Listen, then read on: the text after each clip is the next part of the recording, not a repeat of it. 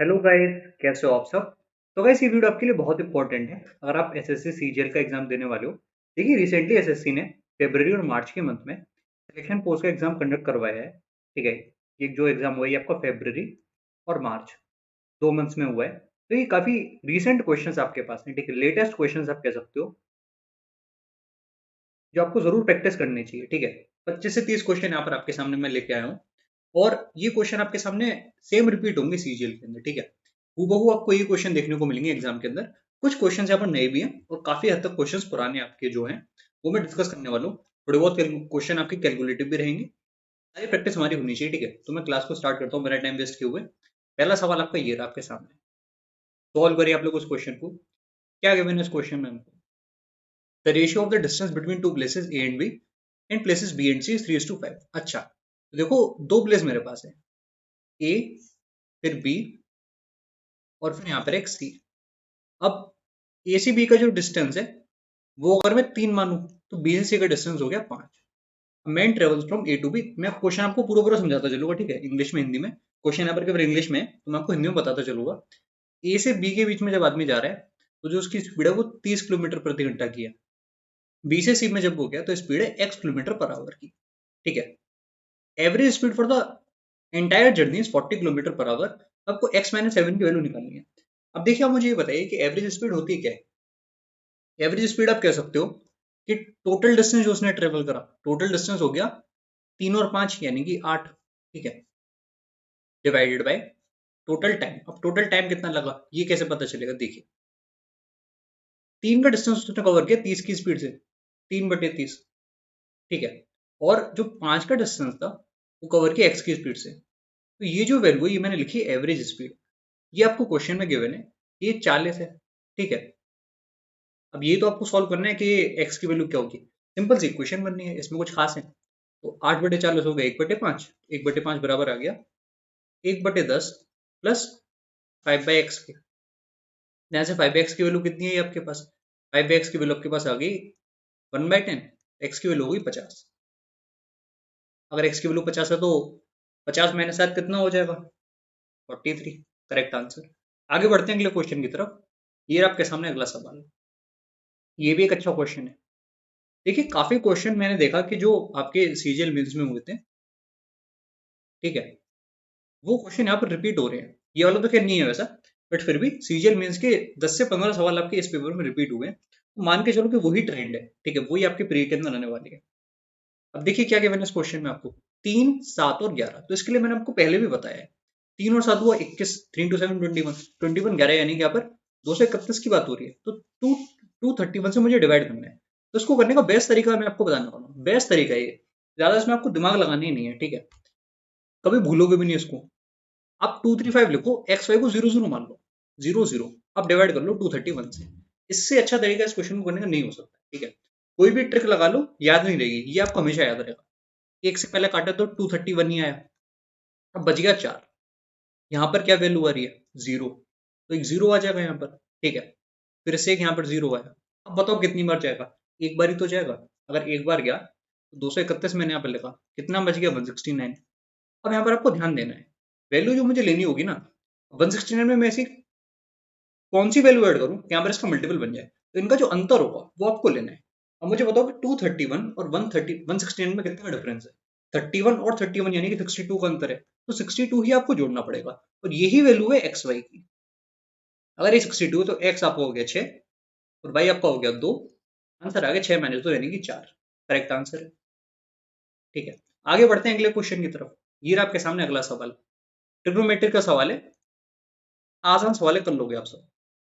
देखिए क्या गिवन हमको इसमें, cos square theta minus sin square theta minus 3 cos theta plus 2 बराबर 0 के, उसकी वैल्यू आपको बतानी है। तो पहले मैं आपसे ये पूछ रहा हूँ कि क्या मैं इसको ऐसे नहीं लिख सकता, 2 cos स्क्वायर थीटा -1, -1 उधर चला जाएगा। ठीक है, तो ऐसे लिख लेते हैं, -1 यहाँ पर जो है ना, 2 cos स्क्वायर थीटा -1 आएगा और -3 cos थीटा। अब -1 प्लस 2 कितना हो गया? सिंपली +1, ये 0 के बराबर है। अब बताओ कौन कौन से फैक्टर्स आएंगे। एक वैल्यू तो मुझे लग रही है cos थीटा की 1 हो सकती है। हो सकती है क्या 1? बिल्कुल हो सकती है यार। ठीक है, cos थीटा इसमें 1 भी हो सकता है। और क्या हो सकता है? अच्छा 1 इसलिए नहीं होगा क्योंकि उस रेंज को देखो, ठीक है, तो दूसरी वैल्यू देखनी पड़ेगी। और क्या वैल्यू हो सकती है? क्या वैल्यू यहाँ पर 3/2 हो सकती है, सॉरी 1/2 हो सकती है, क्योंकि अगर 1/2 मैंने रखी cos थीटा की वैल्यू, तो 2 इंटू 1/4 यहाँ पर आया, +1 है, तो ये आपके पास कितना हो जाएगा, 1/2 +1 यानी कि 3/2, और यहाँ पर भी -3/2, तो ये 0 आ गया। तो cos थीटा को 1/2 रख सकते हो, यानी कि थीटा बराबर 60 डिग्री भी चल जाएगा। बहुत अच्छी बात है, यानी कि 5 इंटू 1/2 माइनस √3/2, तो 5 माइनस √3/2, ये आपका आंसर हो गया। ठीक है, ये भी एक अच्छा क्वेश्चन था। अगला सवाल ये रहा आपके सामने, और इस तरह के क्वेश्चन को करने का मैं आपको एक बहुत अच्छा मेथड बताने वाला हूँ। हमेशा ध्यान रखना, देखिए इसमें आपको होल स्क्वायर बनाने पड़ते हैं। एक इक्वेशन 3 वेरिएबल है, बट ये वैल्यू पुटिंग वाला नहीं है। ये एक ऐसा टाइप होता है जिसमें वैल्यू पुट नहीं कर सकते, इसमें आपको होल स्क्वायर बनाना है। और होल स्क्वायर बनाने का एक अच्छा तरीका है, वो तरीका क्या है, आप ध्यान से देखिए। भले आपको इसमें 10-15 सेकंड ज्यादा लग जाए, बट इससे आपका कभी क्वेश्चन गलत नहीं होगा। यहाँ पर आप देखिए, आप केवल ए स्क्वायर और यहाँ से जो टर्म आ रहा है उस पर ध्यान दीजिए। यहाँ पर -2a था, यहाँ पर +2a आ जाएगा। अब देखिए फॉर्म आपको यहाँ पर कौन सी बनती हुई दिख रही है, A square plus B square plus 2ab वाली, ठीक है। तो इसको मैं क्या बना सकता हूँ, a+1 का होल स्क्वायर। अब इधर आ जाओ, तो दूसरी वैल्यू थी बी स्क्वायर वाली, उसमें क्या करोगे, देखिए यहाँ पर है बी स्क्वायर, इधर से क्या आ जाएगा -2b, तो पक्का यहाँ पर -2b मैंने लिखा है, पर पक्का b-1 होल स्क्वायर बनना होगा। बहुत अच्छी बात है। सी की तरफ आते हैं, सी में यहाँ पर 49c स्क्वायर है, यानी कि मैं लिख सकता हूँ 7c होल स्क्वायर, ऐसे, ठीक है। और यहाँ पर क्या वैल्यू आ रही है, -48c, -56c, ठीक है। ऐसे लिख लेते हैं इसको, -2 टाइम्स 7c को मैं एक तरफ लिखूंगा, ठीक है। और क्योंकि 2 मैं पहले ले चुका हूँ, तो 14 हो गया, क्योंकि वहां पर चाहिए मेरे को 56, यहाँ पर एक 4 लेना पड़ेगा ना, हाँ, यहाँ पर एक 4 लेना पड़ेगा, 14 इंटू 4 इज 56, तो ये क्या बन गया, ये आपका बन गया 7c -4 का होल स्क्वायर, ठीक है। अब ये सारी वैल्यू सबको 0 के बराबर कर देंगे। ए बराबर आ गया -1, बी बराबर आ गया +1, और सी बराबर आ गया 4/7। अब आप सॉल्व कर लीजिए, -1, ओ अच्छा ए -1 था, फिर से -1 एक आया, और यहाँ पर क्या आ जाएगा +7 इंटू 4/7, तो -2 और 4, आंसर आपका आ गया +2। आगे बढ़ते हैं अगले क्वेश्चन की तरफ। ये रहा आपके सामने अगला सवाल। देखिए जो सवाल मेरे को थोड़े से ठीक ठाक लगे वही मैं यहाँ पर लेके आया हूँ, ठीक है। आसान क्वेश्चन भी थे, वो मैंने हटा दिए। ये क्वेश्चन मीडियम डिफिकल्ट आप मान सकते हो, तो करिए इस क्वेश्चन को। क्या गिवन है आपको, √x प्लस 3/√x 4 के बराबर है, और ये वैल्यू आपको फाइंड करनी है। तो पहले यहाँ पर ध्यान दो, यहाँ पर क्या कर सकते हो आप यहाँ पर सबसे पहले तो एक बार स्क्वायर कर लो। स्क्वायर करने पर क्या मिल जाएगा, x प्लस 9/x और +2 आ जाएगा, यहाँ पर किसके बराबर है, +2 बराबर आ गया 4 का स्क्वायर, यानी कि 16 के, ठीक है। अच्छा +2 इंटू 3 आएगा ना, हाँ, अब ठीक है। तो जो x प्लस 9/x है, वो वैल्यू किसके बराबर है, x प्लस 9/x आपके पास बराबर हो गया 16 माइनस x, यानी कि 10 के, ठीक है। अब यहां से अगर मैं देखूं तो एक्स स्क्वायर प्लस 9 किसके बराबर हुआ, 10x के बराबर हुआ, ठीक है। और इसमें कुछ हम लोग कर सकते हैं, अच्छा एक बार इसका भी स्क्वायर कर लो, यहाँ पर लिखा हुआ था, अगर इसका फिर से स्क्वायर कर लो तो क्या आ जाएगा, x square plus 81/x square और प्लस का 18 बराबर है 100 के। और यहाँ से मुझे दिख रहा है कि x⁴ पर एक्स स्क्वायर ही है, एक स्टेप मैंने गायब कर दिया, हाँ, +81/x² जो है 82 के बराबर है। अच्छा, अब देखते हैं और इसमें क्या हो सकता है, ये 82 के बराबर है, तो यहाँ से x² माइनस 82 कितना हो जाएगा, आपने बोला -81/x², और ये वैल्यू हमको गिवन थी, तो इसको जो ये वैल्यू मेरे पास यहाँ पर थी मैंने फाइंड कर लिया, ये वाली वैल्यू इसके बराबर है, को मल्टीप्लाई करना है किससे, x² से, तो इससे ये कैंसिल हो जाएगा, केवल -81 बच जाएगा, तो -81 आपका आंसर होगा। आगे बढ़ते हैं अगले क्वेश्चन की तरफ। ये रहा आपके सामने अगला सवाल, सॉल्व करिए इस क्वेश्चन को। क्या गिवन है आपको इसमें, आपको इसमें गिवन है out of 5 numbers A B C D and E, average of first 4 number is greater than the average of last 4 by 35। अच्छा, ये अच्छा क्वेश्चन है। देखिए ऐसे आप देखो, ये जो पहले 4 का एवरेज है वो क्या होगा, A plus B plus C plus D divide by 4। Simple basic से ले लो, ठीक है। ये पहले 4 का एवरेज होगा, ये ज्यादा है आखिरी 4 के एवरेज से, यानी कि ये इसमें से अगर मैं माइनस कर रहा हूँ B plus C plus D plus C, ठीक है, डिवाइड बाय 4, तो ये जो वैल्यू गिवन है ना, ये आपको गिवन है, ये 35 है। अब ध्यान से देखो, अगर माइनस करेंगे तो बी सी बाय 4 वाले टर्म कैंसिल हुए, केवल ए माइनस ई बाय 4 ये बच गया, ये 35 है। तो ए माइनस ई की वैल्यू कितनी आई, 35 इंटू 4 यानी कि 140। 140 को डिवाइड करना है 7 से, आंसर आपका आ जाएगा 20। ये करेक्ट आंसर हो गया। आगे बढ़ते हैं अगले क्वेश्चन की तरफ।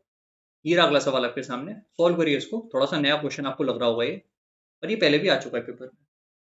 A person travels equal distances at speeds of 2, 4, 5, 7, 12 and takes total 1485 minutes. What is the total distance traveled? अब ध्यान से देखिए, नियरेस्ट टू टीचर में बताने तो मतलब कैलकुलेशन हो सकती है। यहाँ पर देखो, आप मुझे बताओ कि 2, 4, 5, 7, 12 का एलसीएम में आपको क्या लग रहा है क्या आना चाहिए?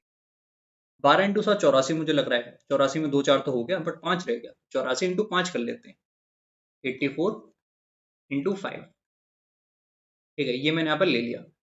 अब ये वैल्यू किसके बराबर है? ये वैल्यू आपके पास आ गई कितनी, 420, ठीक है। अब देखिए 420 अगर यहाँ पर है, तो अब मुझे बताइए कि यहाँ पर जो मेरे पास टाइम आएगा वो टाइम कितना कितना होगा, क्योंकि आपको डिस्टेंस जो है वो गिवन है इक्वल है। डिस्टेंस क्या होता है, स्पीड इनटू टाइम, ठीक है। और 420 मैंने इसलिए लिया है क्योंकि अब मैं टाइम का रेशियो पे लिख सकता हूँ। तो पहला डिस्टेंस होगा उसको कवर करने में टाइम का रेशियो, टाइम क्या होगा वो मैं आपसे पूछ रहा हूँ। तो आप बोलोगे यहाँ पर आया 210, ठीक है। अब 420 को 4 से डिवाइड करो तो आ जाएगा कितना, 105। फिर आप 5 से कर लो, 5 से करने पर कितना आएगा यहाँ पर, 84 आ जाएगा, ठीक है। 7 से करोगे तो क्या आएगा, 60 आ जाएगा, ठीक है। और यहाँ पर अगर आप इसको 12 से डिवाइड करोगे तो क्या आएगा, 12 से डिवाइड करने पर 360 और 60 यानी कि 335 आ जाएगा। अब ठीक है, अब ये जो समेशन है ना, ये टोटल टाइम है, इसका आपको समेशन लेना पड़ेगा। ये आपका हो गया 315, 315 और 35 कितना हो जाएगा, 315 और 35 हो गया, यहाँ पर है 315 और इसमें 35 है तो 350 हो गया ना। और फिर एक 60 भी है और एक 84 है, तो 350 और 60 कितना हो गया, 350 और 60 आपके पास हो जाएगा 410। 410 में 84 और जोड़ना है तो 494 आपके पास आया। जो 494 है किसके बराबर है, ये बराबर है 1485 मिनट्स के, ठीक है। यहाँ से हमको पता करना पड़ेगा कि 1 की क्या वैल्यू है। अब देखो ये किससे कट रहा है, क्या ये वैल्यू किसी से कटती हुई नजर आपको आ रही है? चेक कर लेता हूं मैं। क्या देखिए, 297 का डबल है, ठीक है, होगा 297 से, तो 2 बार चला गया। इसको 297 से काटोगे तो 5 बार जाएगा, ठीक है। तो 2 की वैल्यू 5 है, यानी कि 1 की वैल्यू जो है वो 5/2 है। तो मैं आपसे ये पूछ रहा हूँ कि जो यहाँ पर टाइम था वो कितना टाइम रहा होगा मिनट्स में। तो आप बोलोगे 210 इंटू 5/2 मिनट, और ये कितना हो जाएगा, 105 को आप 5 से मल्टीप्लाई कर रहे हो, यानी कि 525 मिनट्स, ठीक है, 525 मिनट्स ऐसा कह सकते हैं। अब आवर्स में कितने होंगे, तो आपने बोला 525 डिवाइड बाय 60, ये तो टोटल टाइम है। इसको किससे मल्टीप्लाई करना है हमको, इसको मल्टीप्लाई करना है हमको स्पीड से, मल्टीप्लाई कर लो।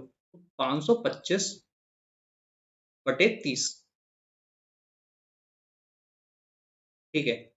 ये वैल्यू आपके पास क्या निकल कर आई है, आपके पास निकल कर आई है जो एक डिस्टेंस हमारा कवर हो रहा है, ठीक है। और ऐसे कितने इक्वल डिस्टेंस है, 1 2 3 4 5, तो इसको 5 से मल्टीप्लाई करना पड़ेगा शायद, ठीक है। तो देखते हैं क्या आ रहा है हमारे पास, 525 डिवाइड बाय 6, ठीक है। देखिए गाइस, कैलकुलेशन यहाँ पर अगर मैंने करी तो मेरे को आंसर क्या मिला मैं आपको बता देता हूँ। अगर हम 525 को 30 से डिवाइड करेंगे तो यहाँ पर हमको सीधे सीधे दिख रहा है कि पहले तो 17 बार गया, फिर 15 बच गया, तो 17.5 ऐसा आप लिख सकते हो। 17.5 को 5 से मल्टीप्लाई करना पड़ेगा। इसके अकॉर्डिंग तो आंसर 17.5 को अगर आप 5 से मल्टीप्लाई करोगे तो 87.5 आ रहा है, ठीक है। बट वहां पर जो आंसर आपको गिवन है वहां उन्होंने कैसे निकाल दिया, 17.5 को उन्होंने 6 से मल्टीप्लाई कर दिया। मेरे अकॉर्डिंग ये नहीं होना चाहिए, 17.5 को 6 से मल्टीप्लाई नहीं करना है। तब आपका आंसर जो वहां पर गिवन है वो 105 आ रहा है, क्योंकि डिस्टेंस यहाँ पर अगर मैं जोड़ रहा हूँ तो 1 2, 3, 4 और 5 ही पार्ट तो हैं। तो जो एक पार्ट का डिस्टेंस है उसको 5 से तो मल्टीप्लाई करना पड़ेगा। यहाँ पर हम लोगों ने 6 से मल्टीप्लाई कर दिया। तो आप लोग देख लेना इस क्वेश्चन में, या तो ये क्वेश्चन आपका रिप्रेजेंटेशन में जा सकता है, ठीक है, या फिर इसमें मैंने कुछ गड़बड़ करी है। बट मेरे अकॉर्डिंग मैंने इसको एक बार फिर से चेक करा, तो मेरा आंसर यहाँ पर 87.5 किलोमीटर ही आ रहा है, ठीक है। कमेंट बॉक्स में आप लोग मेरे को बताना कि इसका क्या चक्कर है। आगे बढ़ता हूँ अगले क्वेश्चन की तरफ। ये रहा आपके सामने अगला सवाल, एक और अच्छा क्वेश्चन। सॉल्व करिए इस क्वेश्चन को। The ratio of acid and water in solution A and B is given, ठीक है। अगर 6 लीटर हमने ए का ले लिया और 4 लीटर हमने बी का ले लिया, मिक्स कर लिया फिर, ठीक है। अब ये जो हमारा सॉल्यूशन है, रिजल्ट है, इसका अगर हम 390 ml ले लें, तो उसमें हमको कितना एसिड मिलाना पड़ेगा सच दैट कि एसिड और वाटर का रेशियो 3:2 हो जाए। तो काफी अच्छा सवाल है मिक्सचर एलिगेशन, ठीक है। ऐसा सवाल आ गया तो आपको समय जरूर लगेगा इसको पढ़ने में। अब ध्यान से देखते हैं यहाँ पर हम लोग क्या कर सकते हैं।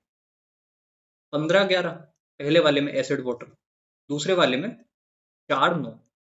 ध्यान से देखो, 15-11 हुआ 26 और 4-9 हुआ 13। तो इसको अगर 2 से मल्टीप्लाई करते हैं तो अब दोनों के वॉल्यूम बराबर हो गए, ठीक है।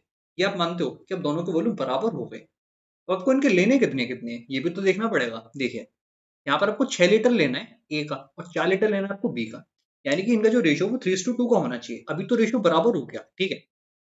जो इनकी यहाँ पर क्वांटिटी टोटल उसका रेशियो मैंने बराबर कर दिया। अब 3:2 का रेशियो बनाना है, ठीक है, क्योंकि 6 लीटर ए का लिया, 4 लीटर बी का लिया। इसको तो 3 से मल्टीप्लाई कर देते हैं, इसको 2 से मल्टीप्लाई कर देते हैं। तो ध्यान से देखो यहाँ पर क्या वैल्यू आएगी, 45 और 16, ठीक है। 45 और 16 कितना हो जाएगा, 61। रेशियो यहाँ पर देखिए 33 और 36, 33 36 यानी कि 69। एक बार मैं इसको क्रॉस चेक कर लेता हूँ। 36, हाँ ठीक है, 69 आएगा। अब मुझे ये बताओ कि अगर इसका 390 ml मेरे पास है तो टोटल कितना होगा। यहाँ पर ऐड करने पर 130 आया, तो जो 130 है, मैं कलर चेंज करता हूँ, जो 130 है उसकी वैल्यू गिवन है कि 390 ml है। तो 1 की वैल्यू ऐसे 3 ml आई, यानी कि जो मेरे पास एसिड था वो कितना था, 183 ml। और जो मेरे पास पानी था वो कितना था, वो था 69 इंटू 3। ये कितना हो जाएगा, 180 में जोड़ना पड़ेगा 27, यानी कि 207 मिलीलीटर। तो आपसे ये पूछा जा रहा है कि ये जो क्वांटिटी है इसमें हमको ऐसा क्या ऐड करना पड़ेगा, एसिड, सच दैट ये रेशियो 3:2 का बन जाए, ठीक है। तो यानी कि जो 2 है उसकी वैल्यू तो पता है कि 207 है, तो 3 की क्या वैल्यू होगी। अगर 2 की वैल्यू 207 है तो 1 की वैल्यू क्या होगी। या फिर आप ऐसे देखो, अगर 2 की वैल्यू आपको पता है कितनी है तो 3 की क्या वैल्यू होगी, सीधे सीधे लिख लो। 183 को आप किससे मल्टीप्लाई कर लोगे, 2 की वैल्यू है आपकी ये वाली, ठीक है, 207। तो 3 की वैल्यू आपको बतानी है, 207 को मल्टीप्लाई कर लो। मैं यहाँ पे गलत लिख दिया, 207 को मल्टीप्लाई कर लो 3/2 से। और ये जो वैल्यू आ रही है ना, इसमें से आपको ये माइनस भी करना है, अभी भूलना मत। देखते हैं कि ये क्या आएगा। यहाँ पर देखिए 103.5, इसको 3 से मल्टीप्लाई करना है। तो 100 को अगर 3 से किया तो 300 हो गया। 3.5 को अगर 3 से किया तो कितना आएगा, 10.5 आ जाएगा। सही कह रहा हूँ मैं, यानी कि यहाँ पर आ जाएगा 310.5।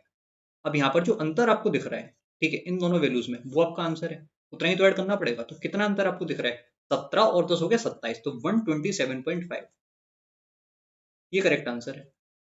काफी अच्छा क्वेश्चन था, ठीक है। आगे बढ़ते हैं अगले क्वेश्चन की तरफ। ये आपके सामने अगला सवाल, इसको बनाइए। क्या गिवन है इसमें आपको, A shopkeeper gains 20% when he sell the article at 20% discount on the mark price।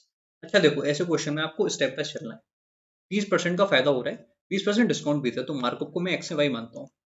20% discount दिया, 5 से 4 प्रॉफिट हुआ 20% का, तो मार्कअप क्या होगा आपने बोला 2 से 3 मेरा मार्कअप है।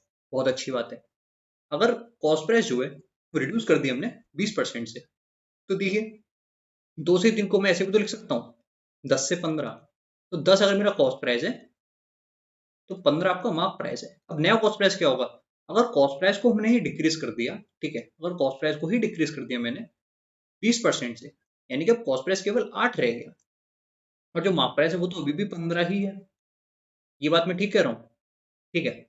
अब अगर वो 26% का प्रॉफिट जाता है तो उसे कितना डिस्काउंट देना पड़ेगा, देख लेते हैं। 8 से 15 डिस्काउंट पता नहीं, तो एक्स से वाई लिख लिया मैंने। कितना प्रॉफिट चाहिए? 26% का। तो यार 50 की चीज 63 की बेचनी पड़ेगी। देखो कि कितनी बार कट रहा है। 4, 25, यहाँ पर 25 इंटू 15, ये कितना हो जाएगा? देखिए 250 में 125 जोड़ा तो 375 आया। 375 की चीज ने कितने की बेची? 4 इंटू 63, यानी कि 4 इंटू 63, 240 और 12, 252 की बेची। कितना डिस्काउंट दे दिया? कलर चेंज करते हैं यहाँ पर। कितना डिस्काउंट दे दिया? तो डिस्काउंट यहाँ पर दे दिया 123 का। ठीक है, बिल्कुल जी ठीक है। तो 123 डिवाइड बाय 375 इंटू 100, ये आपको सॉल्व करना पड़ेगा। अब ध्यान से देखो, यहीं से आपको आंसर दिखना चाहिए। कैसे दिखेगा? अगर यहाँ पर 125 होता तो क्या उसको वो पूरी तरह नहीं काट देता? यहाँ पर 375 को 3 बार 1/3 आना चाहिए था। अगर यहाँ पर 125 होता तो वहां पर 125 से थोड़ा सा कम है, 123 है, यानी कि जो भी आपका आंसर है वो 33.33%, थोड़ा सा जस्ट कम है, इससे थोड़ा सा कम है। और कौन सा ऑप्शन आपको दिख रहा है? ये वाला ऑप्शन दिख रहा है। ठीक है, ये दोनों तो वैसे आप डिस्कार्ड कर देते। ऐसे आप टिक मार सकते हो। ठीक है, पूरा सॉल्व करना चाहो पूरा भी कर लो, अगर यहाँ तक किया तो पूरा भी कर सकते हो, कोई तकलीफ की बात नहीं। आगे बढ़ते हैं अगले क्वेश्चन की तरफ। ये रहा आपके सामने अगला सवाल। बहुत ही अच्छा क्वेश्चन, ठीक है। और ये क्वेश्चन आने की पूरी पूरी उम्मीद है कि दोबारा ये रिपीट आपके सामने जरूर होगा रियल एग्जाम के अंदर। तो देखिए क्या किया मैंने आपको इसमें। कुछ ना कुछ आइडेंटिटी तो पक्का लग रही होंगी, ये तो आप पहले ही समझ चुके हो। ठीक है, इसमें तो कुछ बोलने की बात है ही नहीं। जैसे A cube plus X cube किसके बराबर होता है? A plus X into A square plus x square minus A X. इसको काट दो तो 3 टर्म तो हमारे पहले ही कट गए, बहुत अच्छी बात है। आधा काम तो हमारा पहले ही हो चुका है। ठीक है, और देखो क्या कर सकता है या फिर क्या बन सकता है, देखते हैं। अच्छा, यहाँ देखते हैं। ये देखो a square plus x square minus 2x given है, यानी कि ये ए माइनस एक्स का होल स्क्वायर है। तो 2 बार मैं लिख लेता हूँ, a minus x, a minus x. यहाँ पर ए के माइनस एक्स तो पहले से ही था। ठीक है, और यहाँ पर क्या आ रहा है मेरे पास? A power 4 minus x power 4, यानी कि a square plus x square multiplied with a square minus x square. ठीक है, यहाँ तक सब कुछ क्लियर। और क्या है हमारे पास? अच्छा, इसमें से हम लोग जो वैल्यू गिवन है यहाँ पर क्या क्या बच गया? ये तो डिवीजन में हमारे पास है। ठीक है, तो अब डिवाइड करोगे तो ये चीज चली जाएगी ऊपर न्यूमरेटर में। ठीक है, तो वहां पर मेरे पास क्या आ जाएगा? इधर देखते हैं। यहाँ पर क्या है आपके पास? A x square minus x cube. ठीक है, तो इसमें से कुछ कॉमन ले सकते हैं क्या? बिल्कुल ले सकते हैं। एक्स स्क्वायर को कॉमन ले सकते हैं, अंदर क्या बच जाएगा? अंदर बच जाएगा ए माइनस एक्स। ठीक है, और डिवाइडेड में यहाँ पर क्या था? अब ये चीज तो ऊपर मल्टीप्लाई होने में आ जाएगी। ठीक है, यानी कि जो ए स्क्वायर प्लस एक्स स्क्वायर है और जो ए स्क्वायर माइनस एक्स स्क्वायर है, ये चीज ऊपर आ गई। नीचे क्या बचेगा? नीचे आपके पास ये वाले टर्म्स है और एक ये भी है, इसमें से भी कुछ कॉमन ले लो। इतना क्या सोचना है, एक्स स्क्वायर कॉमन ले लिया तो ए स्क्वायर प्लस एक्स स्क्वायर बन गया। और आपको दिख रहा होगा कौन कौन सी वैल्यू कैंसिल होने वाली। ठीक है, बस लिखने का इसमें जो टाइम जाएगा हो जाएगा। ठीक है, और जो नीचे की दो थी वो तो यहाँ पर हमको देखनी पड़ेंगी। अच्छा, ये जो ऊपर वाली थी ये नीचे आ जाएंगे अब। ठीक है, यानी कि ए माइनस एक्स का होल क्यूब, ऐसा आप लिख सकते हो, ए माइनस एक्स का होल क्यूब। अब इससे तो ये कट गया। ठीक है, ए के माइनस एक्स से आप ये काट दो और ए के माइनस एक्स यहाँ पर भी है, बहुत अच्छी बात है। अब इस पे पावर केवल एक रह गई, इससे ये कट गया। ऊपर एक बच गया ए प्लस एक्स, वहां से ए स्क्वायर माइनस एक्स स्क्वायर से। नीचे एक बच गया ए माइनस एक्स, ये वाला। ये आपका आंसर हो गया। ठीक है, आगे बढ़ो अगले क्वेश्चन की तरफ। अगला सवाल ये रहा आपके सामने, और ये क्वेश्चन मेंस वाला है। ठीक है, मेंस में आया था, उसी का आपको सेम वैल्यू चेंज करके दे दिया गया। तो मैं क्वेश्चन आपको पहले करवा भी चुका हूँ। ठीक है, मैंने बताया था कि आगे आने वाले एग्जाम में पक्का आएगा। ये थोड़ा सा ही नया है, हल्का सा नया है। ठीक है, देखो यहाँ पर अच्छा तरीका इस क्वेश्चन को करने का ये है कि जो चीज आपको आखिरी में गिवन है उस पर ध्यान दो। सी को इतने मिले, अब रेशियो देखो सी का किससे गिवन था? बी और सी का गिवन था। तो यहीं से आप ये फिगर आउट कर लो कि अगर बी और सी में जो रेशियो है वो कितने का है? 11 से 10 का है। तो अगर 10 की वैल्यू आपके पास 1560 है, तो 11 की क्या वैल्यू होगी? 11 की वैल्यू हो जाएगी 11 इंटू 156। ये आपको समझ में आ गया? 11 इंटू 156 हो गई इसका शेयर, बी का शेयर। ये शेयर आपके पास था सी का, बहुत अच्छी बात है। और आप लोग क्या कर सकते हो अब इसमें? देखिए, कंबाइंड शेयर आपको कुछ यहाँ पर गिवन था। Combined share of A and D, यहाँ पर देखता हूँ मैं, such that the ratio of combined share of A and D to the combined share of B and C. अच्छा सॉरी, मैंने गलत देख लिया उसको। क्वेश्चन मैं गलत रीड कर लिया। वो कंबाइंड शेयर आपको गिवन था, ठीक है। को मैं इरेज करता हूँ पहले ठीक से। बेड, हाँ, कंबाइंड शेयर गिवन था किसका, ए प्लस डी का, और यहाँ पर था बी प्लस सी। अब ऐसे देखो यार कि इनका जो कंबाइंड शेयर है वो 11 से 10 का रेशियो फॉलो कर रहा है, तो जो 21 है उसकी वैल्यू है 6300, एक की वैल्यू हो गई 300। थोड़ा सा यहाँ पर चेंज था क्वेश्चन में, ठीक है। पहले जब मैंने इसको करा था दूसरा क्वेश्चन था, उसमें यहाँ पर एक्चुअल में जो रेशियो गिवन था वो यहाँ पर जो वैल्यू थी सी, उसी के संग किसी दूसरे का दे दिया था, तो वहां से वो जल्दी हो रहा था, ठीक है। ऐसे कर लेते हैं, क्या कर सकते हैं फिर। एक की वैल्यू 300 आ गई, यहाँ पर जो एओडी का कंबाइंड शेयर है वो कितना हो गया, आपने बोला 3300 हो गया, और जो इनका है वो 3000 हो गया। तो फिर तो इस क्वेश्चन में कुछ है ही नहीं यार। अगर ये 3000 है तो बी का आपको पहले से पता है, सी का पता है 1560 है, तो बी का कितना होगा। अगर सी का 1560 है तो बी का कितना हो जाएगा, 3000 में से माइनस कर लोगे आप, ठीक है। यानी कि 1440 आ गया। बहुत अच्छी बात है, ठीक है। और क्या गिवन है इस क्वेश्चन में हमको, बी और डी का आपको रेशियो गिवन है 8:9 का। अब इस 8 की वैल्यू गिवन है आपको कि 1440 है, तो 9 की क्या वैल्यू हो जाएगी, आपको दिख रहा है कि इंटू 180 हो रहा है, तो इसको इंटू 180 कर लो, कितना हो जाएगा, 18 इंटू 9 होता है 162, 1620। ये शेयर किसका आया है, ये शेयर आया डी का। क्या निकालना है, difference between A and B. अब ए का क्या आएगा, अगर डी का 1620 आ चुका है, सॉरी, तो ए का क्या हो जाएगा, ए का हो जाएगा, इसमें से माइनस करोगे, ठीक है। यानी कि 1680 आ गया।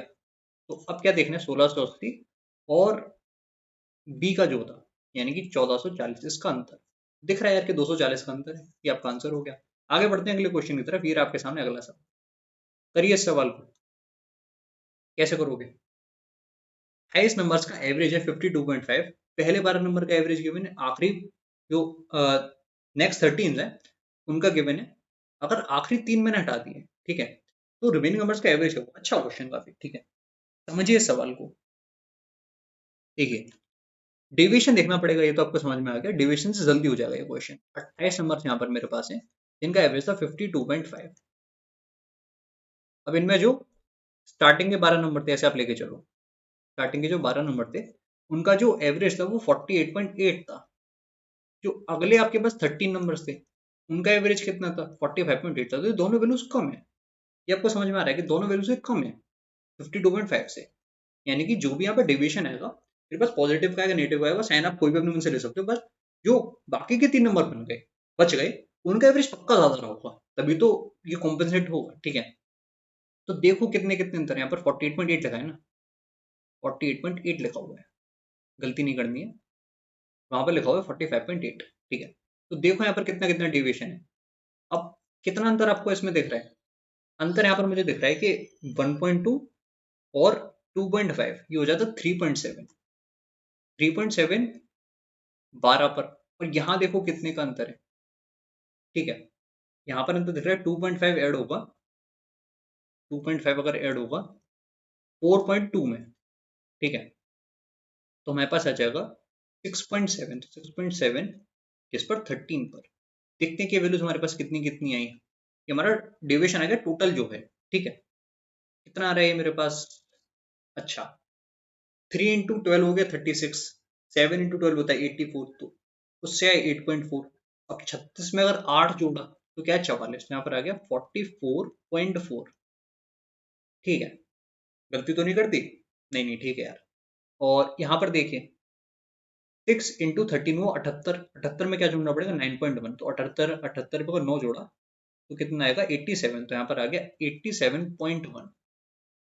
जोड़ने पर क्या आएगा, अगर 4487 को जोड़ा 131 आया, 131.5, ये वैल्यू आपके पास आ गया। अब ये जो डेविएशन था ना पूरा सा, बड़ी वैल्यू जो है ये माइनस हो जाएगी किसमें से, जो नंबर्स बचे गए उनमें से, तो 131.5 जो है वो पूरा बढ़ जाएगा, किसमें बढ़ेगा। अब 28 में से 3 नंबर चले गए बाहर, तो 25 बच गए। अब ये वैल्यू देखो कितनी आ रही है, कैसे सॉल्व करोगे इसको। यहाँ पर ऐसे काट सकते हो इसको, ठीक है, ये हटा दो, या फिर एक ऐसे सोचो ना यार, ये वैल्यू एक्चुअल में कितनी कम होगी। 5 दिख रहा है आपको, 5 बार में करता तो 125 हो जाता, तो 5 से थोड़ी सी बड़ी, 5 पॉइंट समथिंग, ठीक है। तो 5 पॉइंट समथिंग मुझे माइनस करना है, 52.5 में से तो ऑब्वियसली आंसर 47 पॉइंट कुछ आने वाला है, तो बिल्कुल यहीं पर है, पूरा सॉल्व करने की जरूरत ही नहीं है। ठीक है, आगे बढ़ते हैं अगले क्वेश्चन की तरफ। अगला सवाल ये रहा आपके सामने, और ये सवाल शायद सिमिलैरिटी का है, यहाँ तक मुझे समझ में आ रहा है। एक ट्राइंगल है आपका एबीसी इस तरीके से, जिसमें ए बी आपका 20 है, बी सी 7 है, ए सी 15 है। अरे यार ये तो पहले भी आया हुआ है सवाल। ठीक है, बी सी को प्रोड्यूस किया डी पॉइंट तक इस तरीके से कि जो आपका एंगल डी ए बी है, ध्यान से देखना, मैं कलर चेंज कर लेता हूँ, जो एंगल डी ए बी है यानी कि जो पूरा एंगल है, तो अगर मैं अल्फा मानना तो एंगल डी सी ए के बराबर है, यानी कि ये आपका अल्फा हो। ठीक है, और ये एंगल तो कॉमन ही है दोनों में, ये एंगल आपका कॉमन है। ठीक है, क्या गिवन है आपको, साइड सारी गिवन है, समझ में आ गया आपको। सी डी निकालना है, कैसे निकालेंगे, सिमिलरिटी लगाएंगे। अब ध्यान से देखिए, इस एंगल के अपोजिट बड़े वाले ट्रायंगल में देखते हैं कौन सी साइड है, ये आपकी एक्स में मान लेता हूँ। बड़े वाले ट्रायंगल में इसके अपोजिट, अल्फा के अपोजिट कौन सी है, आपको दिख रहा है कि 7+x है। ठीक है, अब यहाँ पर अगर आप देखोगे अल्फा के अपोजिट इस वाले ट्रायंगल में, अच्छा यहाँ पर ये आपका एंगल अल्फा हो गया, ये एंगल कॉमन हो गया। ठीक है, इधर वाला देखिए ना, ये देखना पड़ेगा। हम सिमिलरिटी पर किस में देख रहे हैं, एक आपको जो कंप्लीट ट्रायंगल है बड़ा वाला, और एक ये जो छोटा वाला है, इसको कॉमन मत लो, ये कॉमन नहीं होगा ना, इसको ले सकते हो आप कॉमन, ये वाला कॉमन हो जाएगा। ठीक है, ये वाला कॉमन है। अब देखते हैं कि इस वाले के अपोजिट जो कॉमन है उसके अपोजिट बड़े वाले में कितना दिख रहा है आपको, 20 दिख रहा है, और छोटे वाले में आपको दिख रहा है 15, तो 20/15 ये मैंने लिख लिया, इसके बराबर होना चाहिए। अब देखिए जो तीसरा एंगल यहाँ पर हो गया हमारे पास, वो कौन सा होगा, जो आपका तीसरा एंगल है ये वाला है ना, यहाँ पर मैंने दिखाया था, तो अल्फा हो गया, एक ये कॉमन वाला हो गया, एक ये हो गया। तो बड़े वाले का पहले हमने लिया था, तो इसके अपोजिट अब कौन सा है, एडी है, डिवाइडेड बाय यहाँ पर जो तीसरा एंगल है वो आपका ये वाला हो गया। ठीक कह रहा हूँ मैं, इसके अपोजिट यहाँ पर एक्स है, ऐसे हमने लिख लिया। ठीक है, अब फिर से लिखिए इसी बात को, 20/15 किसके बराबर है, अब जो कॉमन एंगल था उसके अपोजिट यहाँ पर आपके पास ए सी है।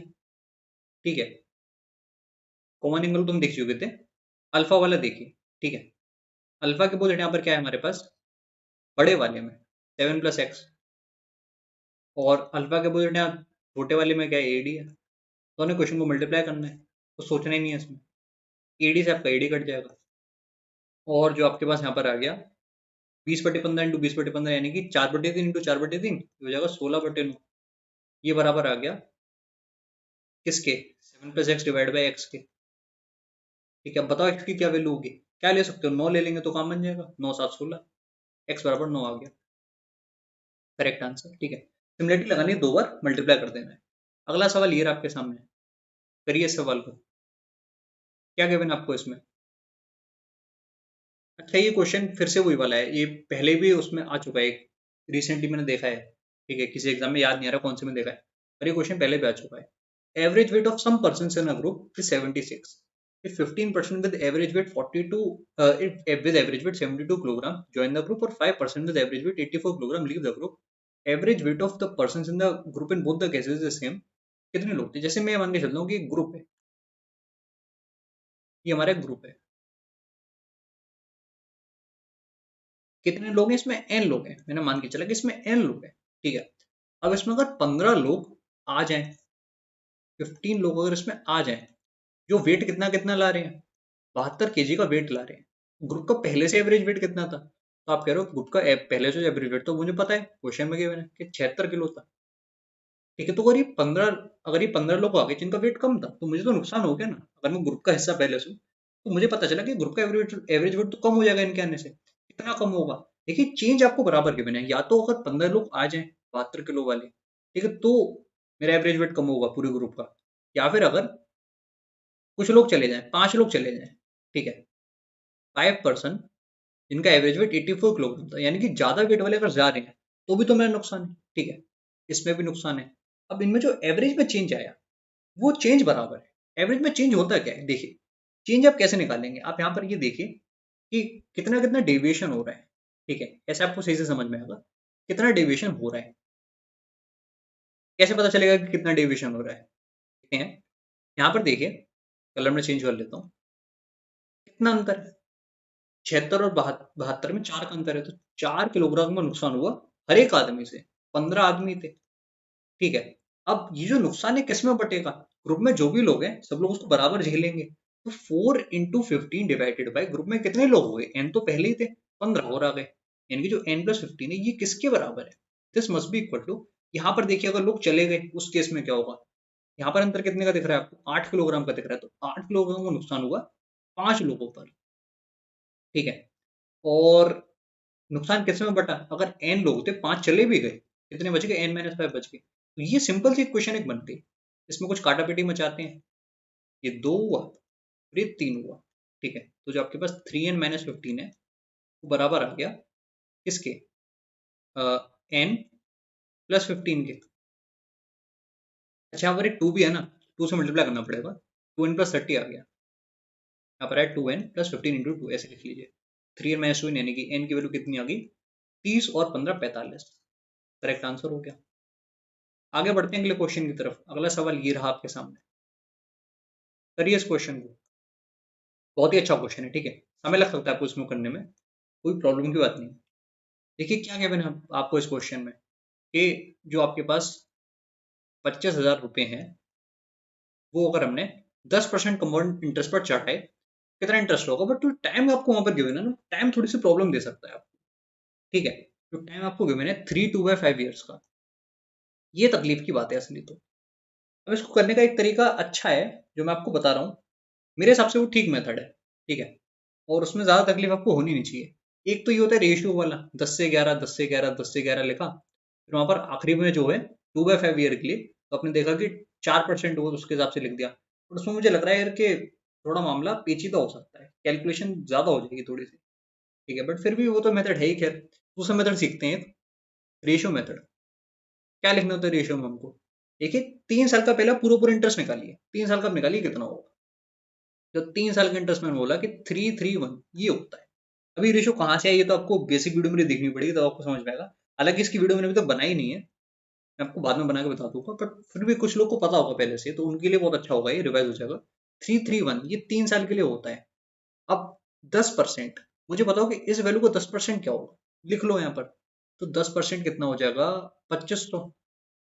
देखिए मेथड अच्छा इसलिए हो रहा है क्योंकि ऑप्शन अगर अलग अलग हो ना, तो इससे काफी चीजें क्लियर हो जाती हैं। इससे हमें पता चल जाता है यार ये तो ऑप्शन पक्का नहीं होगा, हमको गैस करने में भी काफी आसानी होती है। फिर से लिखो, यहाँ पर 250 आ गया, यहाँ पर 25 आ गया, ठीक है।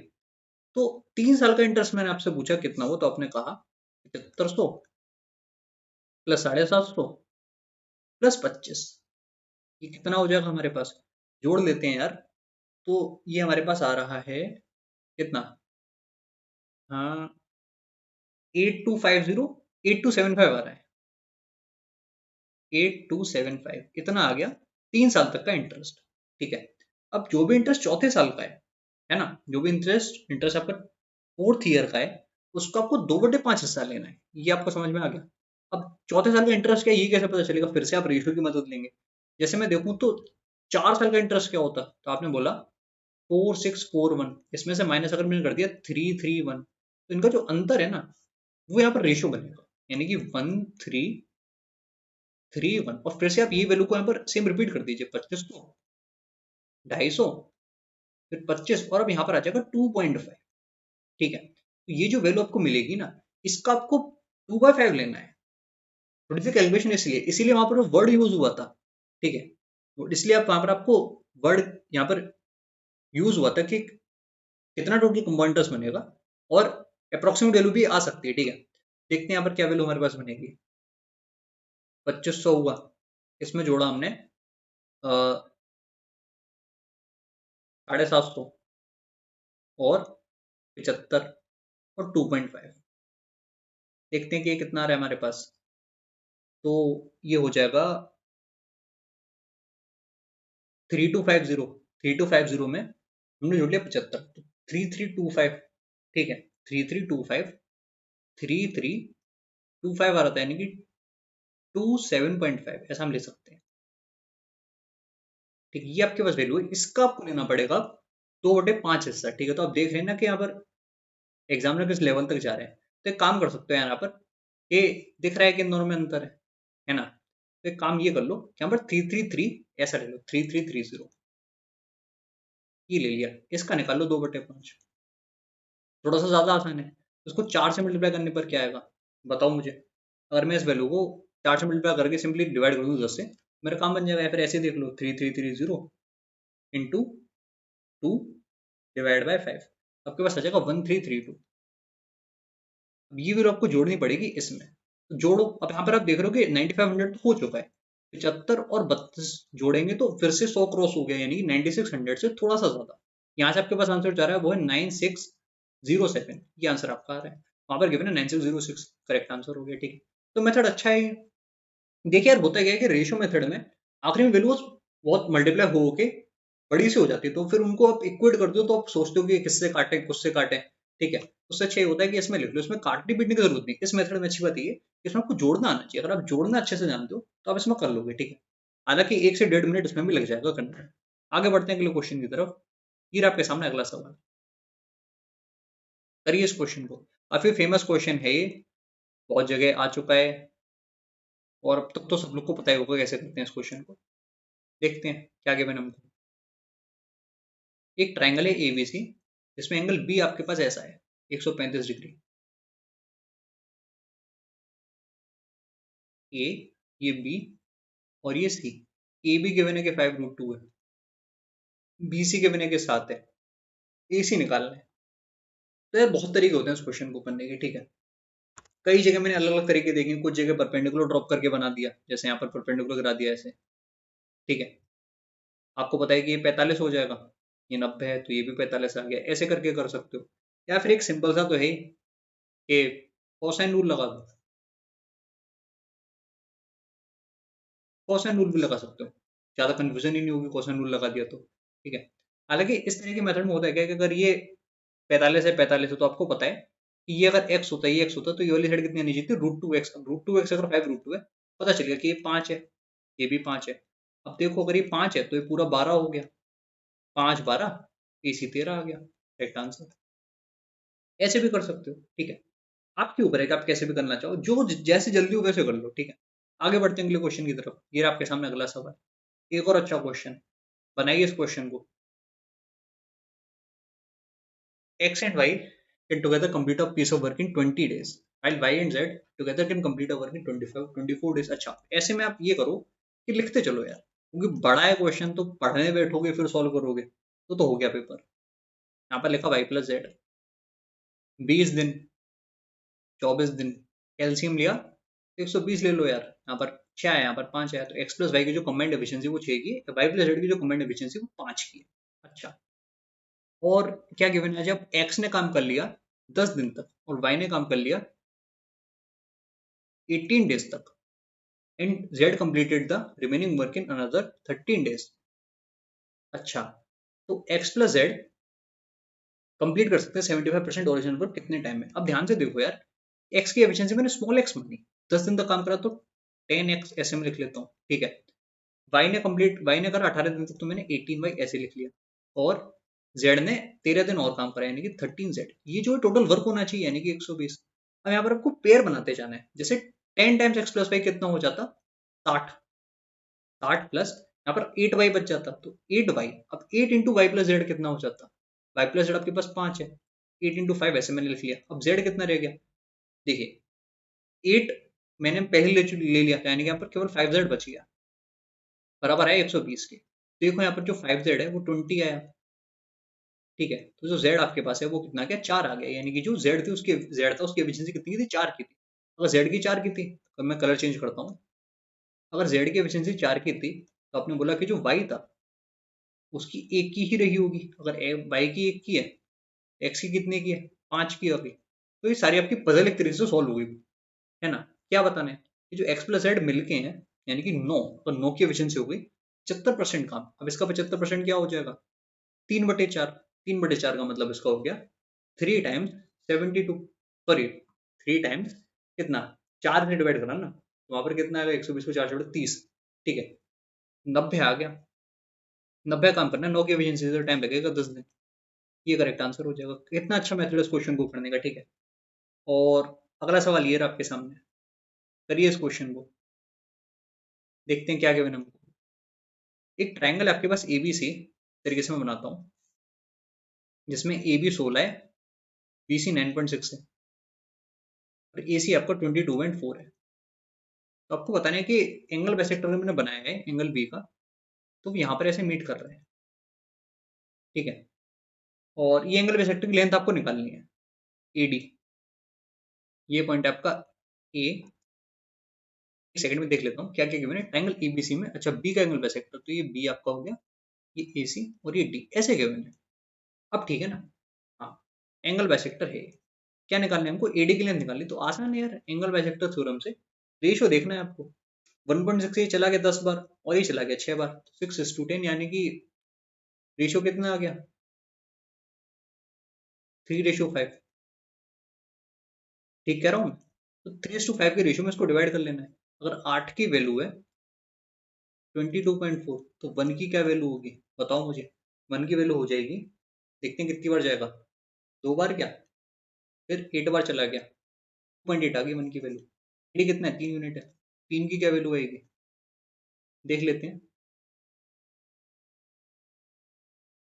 8.4 आ रही है। अच्छा, मैंने रिवर्स लिख दिया ना वहां पर, ए बी है वो 16 है और ये है आपका 9.6, ठीक है। तो रिवर्स में लिख दिया यहाँ पर, ये 16 है, ये आपका है 9.6, रेशियो 5:3 का है। तो 3 की नहीं 5 की वैल्यू बतानी है। 5 की क्या वैल्यू आ जाएगी, 5 इंटू 2.8 यानी कि 10 और 4 हो गया 14, ये आंसर हो गया। एंगल बाइसेक्टर थ्योरम है, ठीक है, लिख देता हूँ मैं, एंगल बाइसेक्टर थ्योरम। आगे बढ़े अगले क्वेश्चन की तरफ।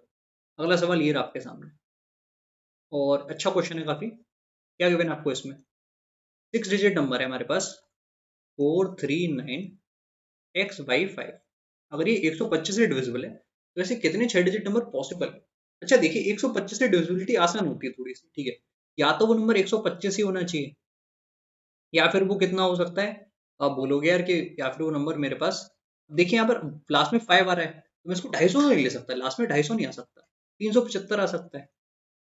फिर उसके बाद कितना नहीं आ सकता, 500 नहीं आ सकता है, 125 अगर और जोड़ू मैं, 500 नहीं आ सकता, फिर 675 आ सकता है, फिर उसके बाद 800 नहीं आ सकता, ठीक है, सही कह रहा हूँ, 800 भी नहीं आ सकता।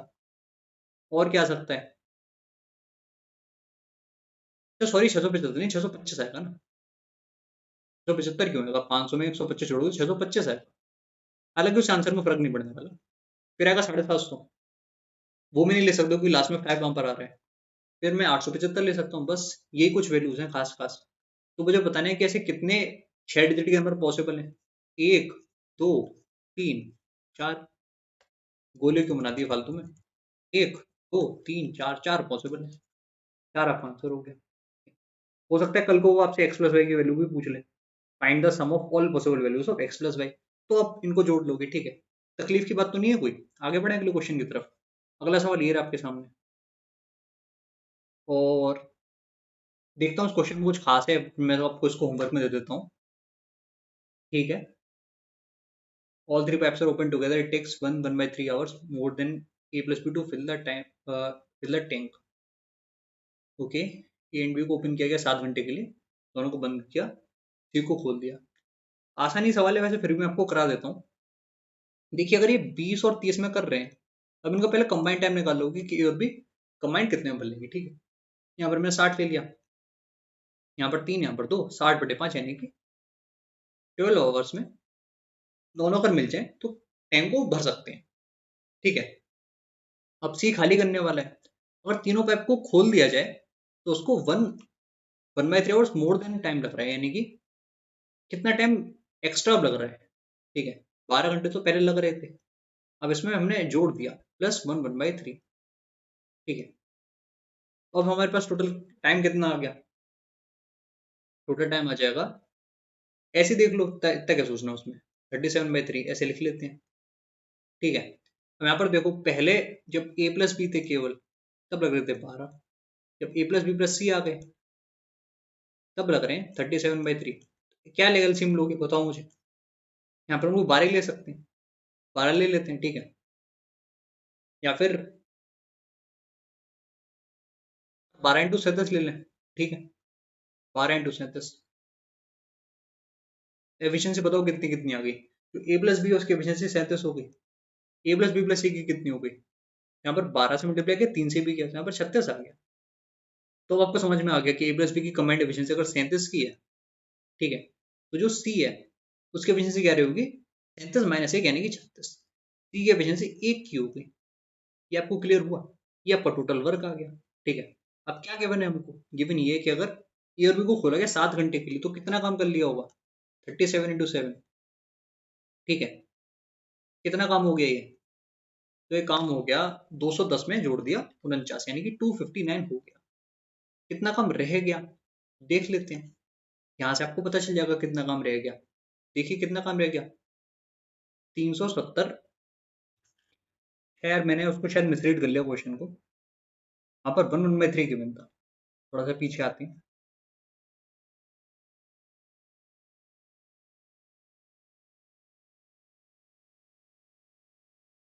यहाँ पर 1/3 था। ठीक है, कितना होगा ये, 12 + 4/3 यानी कि 40/3 ये आपके पास आएगा। अब ठीक है, को भी मैं हटाता हूँ पहले, इनका एलसीएम लेना पड़ेगा, ले लेते हैं एलसीएम, कोई बड़ी बात नहीं है। तो क्या लोगे, 12 और 40 दिख रहा है, तो यार 80 120 ले लो, 120 ले लो total work. A plus B की एफिशिएंसी आ गई 6 की, A plus B plus C combined efficiency कितनी की आ गई, ये कंबाइंड आपके पास आ गई, हाँ 3 तो 9 आप आ गया आपके पास। ठीक है, सॉरी उसमें टाइम तो जोड़ना भूल ही गया मैं, यानी इतनी गलती क्यों हो रही है आज, ठीक से ना पढ़ने का नतीजा है ये, मतलब क्वेश्चन सही से ना रीड करने का। यहाँ पर 40/3 ज्यादा है यार, ठीक है, भूला नहीं है, 40/3 ज्यादा है, इसमें जो ऑलरेडी टाइम गिवन है 12 उसमें ज्यादा है। तो 40 और 36 कितना हो गया, 76/3, ये आएगा ना 76/3। ओहो, गलत है तो, वहां पर 40/3 ही है, सही लिखा था पहले, यहाँ पर 40/3 ही था, यहाँ पर 10 आएगा ना यार, इतनी सिली मिस्टेक्स नॉट एक्सेप्टेबल। तो ए प्लस बी कमेंट एफिशिएंसी 10, ए प्लस बी प्लस सी 9 यानी कि सी की वैल्यू 1। अगर 7 घंटे काम किया ए और बी ने तो 70 काम कर लिया होगा, खाली करेगा सी एक की एफिशिएंसी तो टाइम लगेगा 70 आवर्स। इतने सरल क्वेश्चन में भी देखिए सिली मिस्टेक्स हो रहे हैं, तो ये आपके संग भी हो सकता है, मेरे संग भी हो सकता है, किसी के संग हो सकता है। ठीक है, बस ये बात है कि अवॉइड करना है, ऐसे सिली मिस्टेक आप करोगे तो बहुत टाइम वेस्ट हो जाएगा। ठीक है, अगर इतने सरल क्वेश्चन में भी आप अपना 2 मिनट से 3 मिनट खराब कर दो, क्या फायदा फिर। ठीक है, तो ध्यान रखना है इसको, ऐसे गलती नहीं करनी है। अगला क्वेश्चन मैं आपको कराता हूँ, ठीक है, जो हुआ सो हुआ। अगला सवाल ये रहा आपके सामने, क्या गिवन आपको इसमें, दो ट्रेन हैं पी और Q running in the same direction on parallel tracks with speed of x and 90 greater than x। अच्छा, यानी कि जो ट्रेन क्यू है उसकी स्पीड ज्यादा है ट्रेन पी के कंपैरिजन में। ठीक है, और जो ट्रेन क्यू की स्पीड है वो तो पता ही है कि 90 है। अब जो फास्टर ट्रेन है, it passes a man sitting in the slower train in 30 seconds. अब इसको ध्यान से देखना, जो फास्टर ट्रेन होगी, है ना, उस फास्टर ट्रेन ने, फास्टर ट्रेन कौन सी हुई पहले, तो क्यू आपकी फास्टर ट्रेन हुई, ये आपको समझ में आया। अब फास्टर ट्रेन जब क्रॉस करेगी, मैं आपको सही से समझाता हूँ, ये ट्रेन आपकी लेट सपोज जा रही है, ठीक है, और सेम डायरेक्शन में जा रही है दोनों ट्रेन, ये आपकी फास्टर वाली ट्रेन नहीं, इस तरीके से। अब इसने इस आदमी को क्रॉस किया, एक आदमी यहाँ बैठा हुआ है, तो अब ध्यान से देखो कितनी लेंथ यहाँ पर पार हुई, इस पॉइंट से स्टार्ट हुआ मैं, जब क्रॉस इसको कर लेगी कंप्लीट तो कुछ ऐसा सीन होगा हमारे पास, ट्रेन यहाँ पर आ जाएगी। इस आदमी को पूरा क्रॉस करने में ट्रेन ने जो डिस्टेंस कवर किया वो कितना है, रिलेटिव डिस्टेंस की अगर मैं बात करूं तो जो ये वाली ट्रेन है मेरी फास्ट वाली, उसी की लेंथ है, फास्टर ट्रेन की जो लेंथ है वही तो इफेक्टिव डिस्टेंस है। ठीक है, फास्टर ट्रेन की लेंथ कितनी है वो तो गिवन है ना क्वेश्चन में, 225 है, तो जो 225 divided by difference of speed है, डिफरेंस ऑफ स्पीड क्या होगा, 90 - x होगा। डिफरेंस क्यों लिया, क्योंकि ये सेम डायरेक्शन में जा रही है दोनों ट्रेन। ठीक है, ये जो वैल्यू आपके पास है किसके बराबर है, टाइम के बराबर है। टाइम कितना है, 30 सेकेंड्स। अब यहाँ पर मैं देख रहा हूँ तो मीटर पर सेकंड में मुझे सब चीज लानी पड़ेगी। ठीक है, इसको मैं मल्टीप्लाई कर लूंगा 5/18 से, अब मैं लिख सकता हूँ कि 30 के बराबर है। सॉल्व करो इसको, कैसे सॉल्व करोगे? 15 से काटो, यहाँ पर 2 रह गया, यहाँ पर 15 आ गया, वो काट लो, यहाँ पर 3 आ गया, और 3 अगर ऊपर चला गया तो कितना हुआ? 18, ठीक है। सॉरी, 18 इंटू 3 कितना हो गया? 54, 54/2 27, 27 बराबर आ गया 90 माइनस एक्स के, एक्स की वैल्यू आपके पास आ गई 63। ये समझ में आया सब? कितना अच्छा क्वेश्चन था। आगे बढ़ते हैं अगले सवाल की तरफ। ये रहा आपके सामने अगला सवाल, थोड़ा नया सा लग रहा है देखने में। क्या गिवन है आपको इसमें? एक ट्रायंगल है एबीसी, कैसे बनाते हैं बड़ा सा फिगर। इस ट्रायंगल में जो एंगल सी है ये 60 डिग्री का है, ठीक है। एंगल बी जो 87 डिग्री है, बहुत अच्छी बात है। तीसरा एंगल क्या रहेगा? दोनों को जोड़ो, 147, यानी कि ये एंगल आपका है 33 डिग्री का, ठीक है। क्रॉस चेक करता हूँ पहले मैं इसको एक बार। हाँ ठीक है, 33 डिग्री का है। अब डी और ये पॉइंट है, इस पर ए बी और ए सी पर, डी पॉइंट आपका है ए बी पर और ई पॉइंट है ए सी पर, ऐसे डी ई, ठीक है। दस दैट एंगल डी ई सी आपको गिवन है। ये जो एंगल है ये 93, अब ये 93 यार तो वो मत लिखो, उससे आप ये लिख लो कि ये आपका 87 आ गया। अगर ये 87 आ गया तो फिर ये वाला एंगल कितना रहा होगा? ऑब्वियसली एंगल 60 डिग्री रहा होगा। सिमिलरिटी लग चुकी है यहाँ पर, सोचना ही नहीं ज्यादा फिर तो। क्या क्या गिवन है हमको? DE is two B C given है, अगर ये 5 है तो ये 9 है, ठीक है। ए बी बराबर है 14.4 के, तो ए ही निकालना है। अच्छा, कोई तकलीफ की बात नहीं। जो A E upon complete A B होगा, ए को मैक्स मानता हूँ, अपॉन कंप्लीट ए बी जो होगा 14.4, किसके बराबर है? ये रेशियो 5/9 ही तो है। काट पीट मचा दो, कितनी बार चला जाएगा ये मुझे दिख रहा है यार कि 1.6 है, ठीक है। एक से गया, फिर 6 से गया, 1.6 इंटू 5, आंसर आ गया 8, करेक्ट आंसर है। आगे बढ़े मैं अगले क्वेश्चन की तरफ। अगला सवाल ये रहा आपके सामने, और फिर से अच्छा क्वेश्चन एक। देखिए क्वेश्चन मैंने बहुत अच्छे से पिक करे हैं वहां पर। जितनी भी कठिन कठिन सवाल मुझे को लगे कि हाँ ये इसमें गलती हो सकती है या फिर इसमें फंस सकते हो, वही मैं लेके आया हूँ। एक आध में तो मैं खुद भी फंस गया वीडियो कराते हुए, ठीक है। तो कोई इतना तकलीफ की बात नहीं है, कर रहे हो इन क्वेश्चन को, समझ में आ रहे हैं, मतलब तैयारी पूरी है। डरने की बात नहीं है, डराने वाले मार्केट में बहुत लोग बैठे हुए हैं। आपको बता देंगे ये कर लो वो कर लो, 10 मिनट में 25 सवाल, 12 मिनट में पूरा प्री का पेपर लगा दो। क्या है इसका मतलब? इसकी अलग से वीडियो उसके ऊपर बना हुआ है, ठीक है। दूसरों के बारे में गलत नहीं बोलना चाहिए, बट फिर भी मैं बोलूंगा, क्योंकि ऐसा नहीं है कि हर कोई आपकी हेल्प करने के लिए बैठा है, ठीक है। और आपको लग रहा है कि जितने भी टॉपर्स हैं, जितने भी गाइडेंस देने वाले हैं, वो आपकी हेल्प करने बैठे हैं, या फिर वो आपकी हेल्प कर भी पा रहे हैं, तो गलत है यार। ऐसा नहीं है। कुछ लोग हेल्प के नाम पे, कुछ लोग हेल्प एक्चुअल में आप लोग की नहीं कर सकते, फिर भी जबरदस्ती हेल्प करने के चक्कर में आपका नुकसान कर सकते हैं। तो आपको समझदार बनना पड़ेगा, आप कल को ऑफिसर बनने वाले हो। आप में इतनी समझ होनी चाहिए कि किसको पिक करना है, किसको नहीं पिक करना है, क्या पढ़ना है क्या नहीं पढ़ना है, कौन रेलिवेंट बता रहा है कौन रेलिवेंट नहीं बता रहा है, कौन डरा रहा है, ठीक है, कौन आपको दूसरी दुनिया में ले जा रहा है जिससे आपका सिलेक्शन कभी ना हो पाए। ये बात आपको समझनी पड़ेगी, ठीक है। तो इसके ऊपर अलग से एक सेपरेट वीडियो बनेगी, मैं आपको पूरा अच्छे से बताऊंगा कि क्या क्या चीज नहीं फॉलो करनी। अगर आपसे कोई भी दुनिया में कह देना कि ऑलिव बोर्ड का मॉक टेस्ट देना चाहिए, तो वो आपसे झूठ बोल रहा है, वो आपको दूसरी दिशा में भेज रहा है जो आपको कभी नहीं करना है। मैं लिख के दे रहा हूँ, दुनिया में मॉक टेस्ट बहुत है, ऑलिव बोर्ड का मत देना भाई।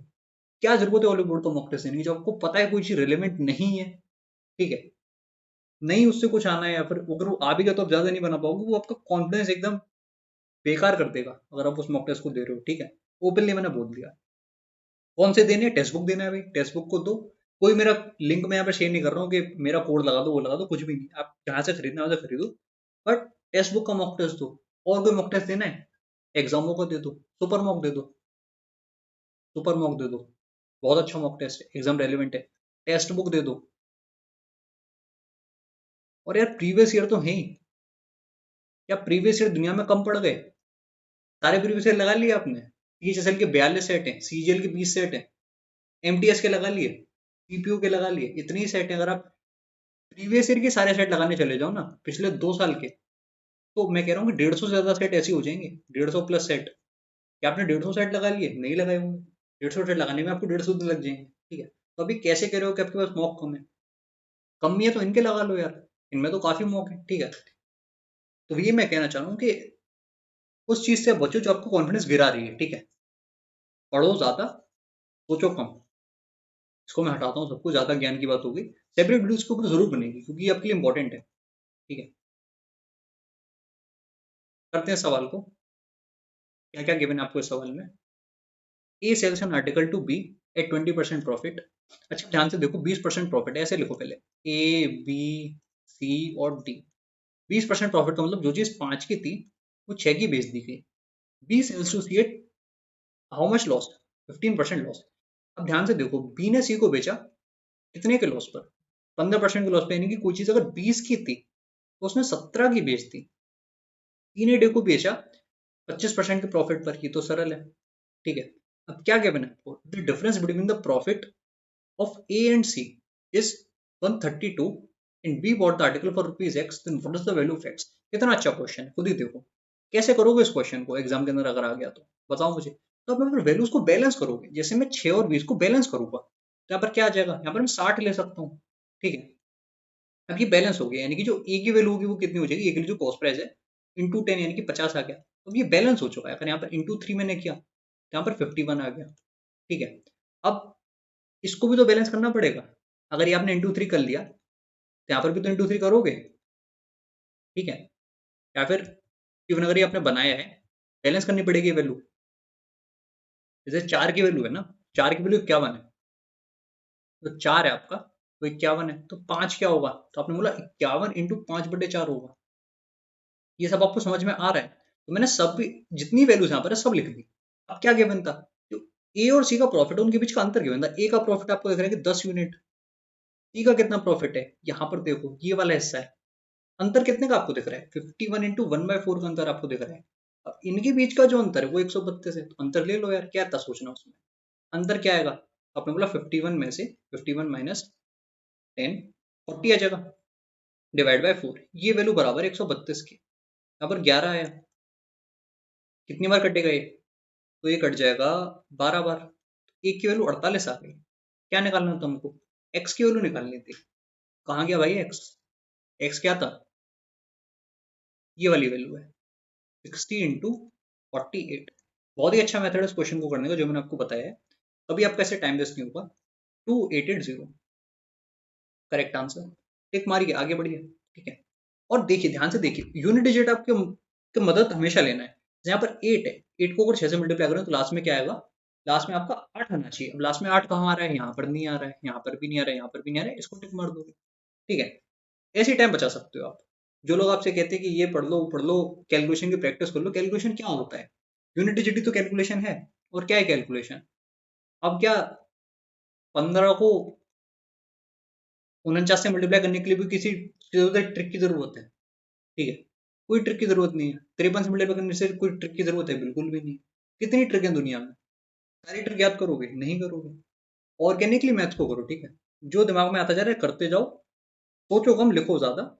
लिखो कम, सोचो ज्यादा, दोनों चीज एकदम करेक्ट है, ठीक है। अलग से वीडियो में आपने आपको बताया, अलग से वीडियो उसके लिए बनाऊंगा मैं, तो उसका आप लोग वेट करना, उसको जरूर देखना उस वीडियो को, ठीक है। काफी बेनिफिशियल आपके लिए होगी। गलत रास्ते पे कभी नहीं जाओगे। क्या गिवन है आपको इस सवाल में? पढ़िए। एक 4 डिजिट नंबर है जो कि डिविजिबल है 36 से, और एक 7 डिजिट नंबर है जो कि 11 से डिविजिबल है। Maximum value of y plus Z, what is the value of 2x plus y plus Z? अब देखिए, x की वैल्यू का और y z की वैल्यू का कोई रिलेशन नहीं है आपस में, ये तो बात आप मानते हो, ठीक है।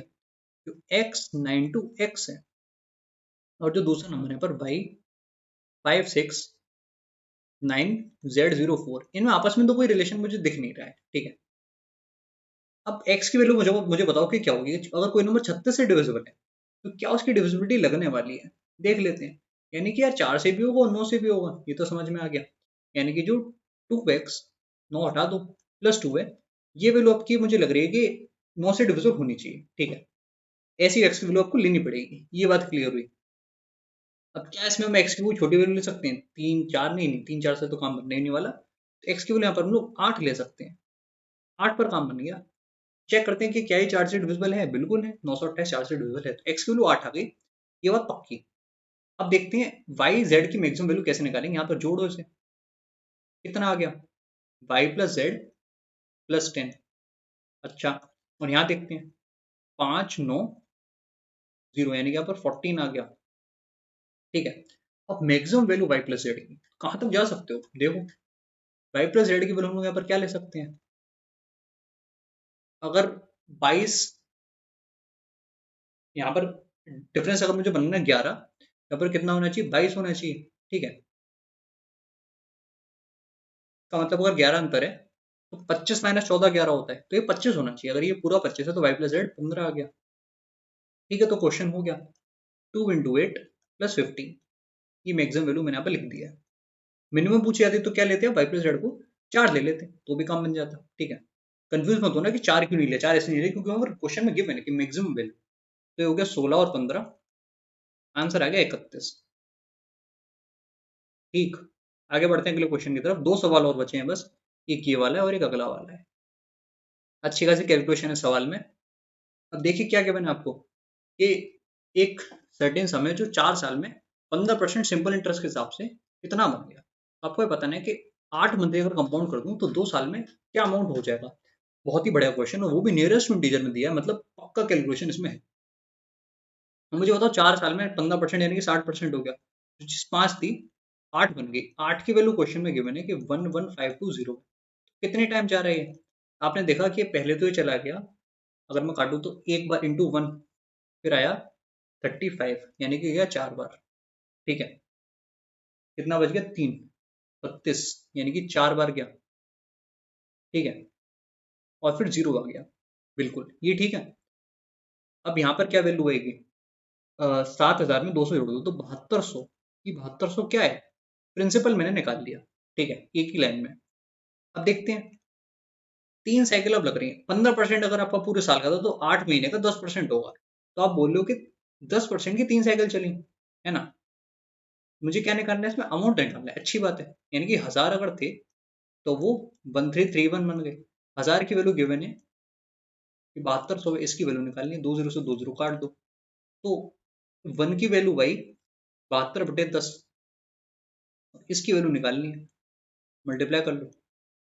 ध्यान से देखो, डेसिमल को मैं हटा देता हूँ, तो 133.1 इंटू 72, ये आपको मल्टीप्लाई करना पड़ेगा, ठीक है।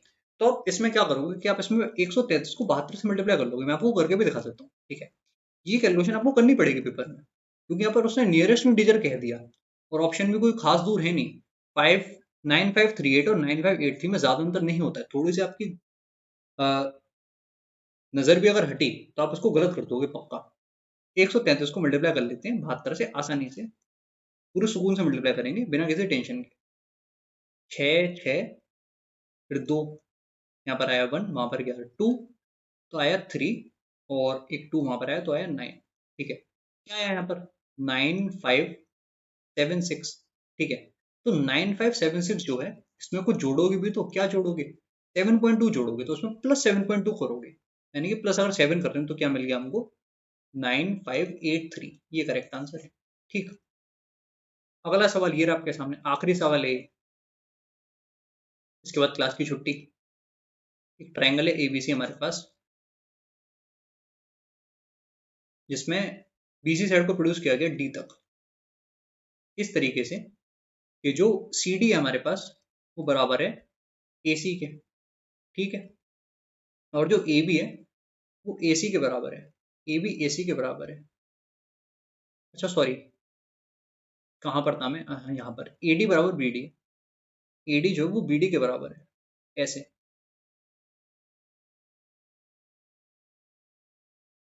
जो ए डी है